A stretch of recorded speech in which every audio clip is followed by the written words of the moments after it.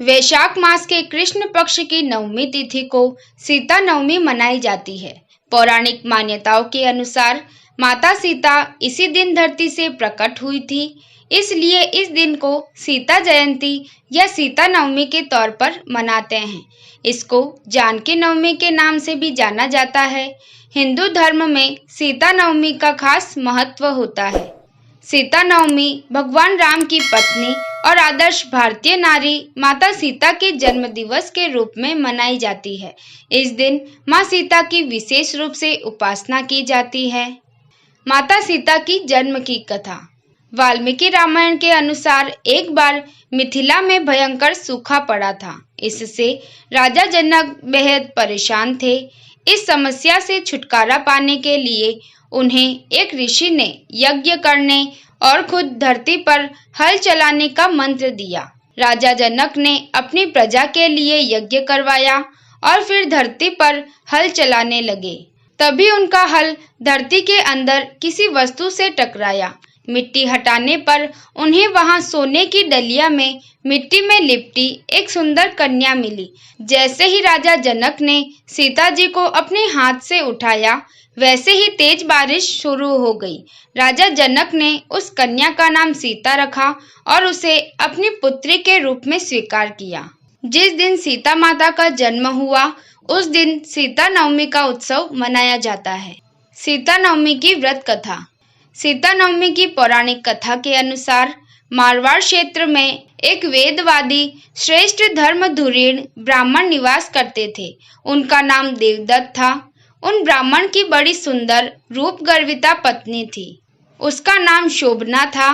ब्राह्मण देवता जीविका के लिए अपने ग्राम से अन्य किसी ग्राम में भिक्षाटन के लिए गए हुए थे। इधर ब्राह्मणी कुसंगत में फंसकर व्यभिचार में प्रवृत्त हो गई।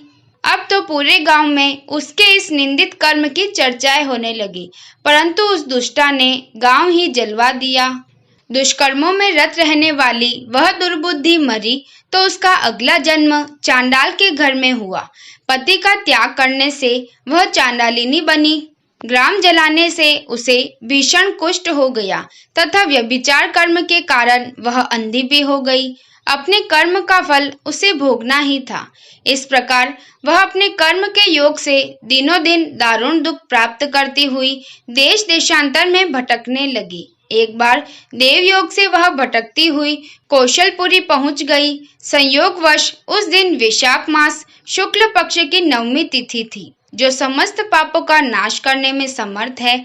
सीता नवमी के पावन उत्सव पर भूख प्यास से व्याकुल वह दुखियारी इस प्रकार प्रार्थना करने लगी, हे सज्जनों, मुझ पर कृपा कर कुछ भोजन सामग्री प्रदान करो, मैं भूख से मर रही हूँ। ऐसा कहती हुई वह स्त्री श्री कनक भवन के सामने बने 1000 पुष्प मंडित स्तंभों से गुजरती हुई उसमें प्रविष्ट हुई। उसने पुनः पुकार लगाई, भैया कोई तो मेरी मदद करो, कुछ भोजन दे दो। इतने में एक भक्त ने उससे कहा, देवी आज तो सीता नवमी है, भोजन में अन्न देने वाले को पाप लगता है, इसलिए आज तो अन्न नहीं मिलेगा। कल पारना करने के समय आना, ठाकुर जी का प्रसाद भरपेट मिलेगा। किंतु वह नहीं मानी। अधिक कहने पर भक्त ने उसे तुलसी एवं जल प्रदान किया। वह पापिनी भूख से मर गई, किंतु इसी बहाने अनजाने में ही उससे सीता नवमी का व्रत पूरा हो गया। अब तो परम कृपालिनी ने उसे समस्त पापों से मुक्त कर दिया। इस व्रत के प्रभाव से वह पापिनी निर्मल होकर स्वर्ग में आनंद पूर्वक अनंत वर्षों तक रही। तत्पश्चात वह कामरूप देश के महाराज जयसिंह की महारानी कामकला के नाम से विख्यात हुई। जातिस्मरा उस महान साध्वी ने अपने राज्य में अनेक देवालय बनवाए, जिनमें जानकी रघुनाथ की प्रतिष्ठा करवाई। इस दिन जानकी स्तोत्र, रामचंद्राष्टकम, रामचरितमानस आदि का पाठ करने से मनुष्य के सभी कष्ट दूर हो जाते हैं। अतः सीता नवमी पर जो श्रद्धालु माता जानकी का पूजन अर्चन करते हैं, उन्हें सभी प्रकार के सुख सौभाग्य प्राप्त होते हैं।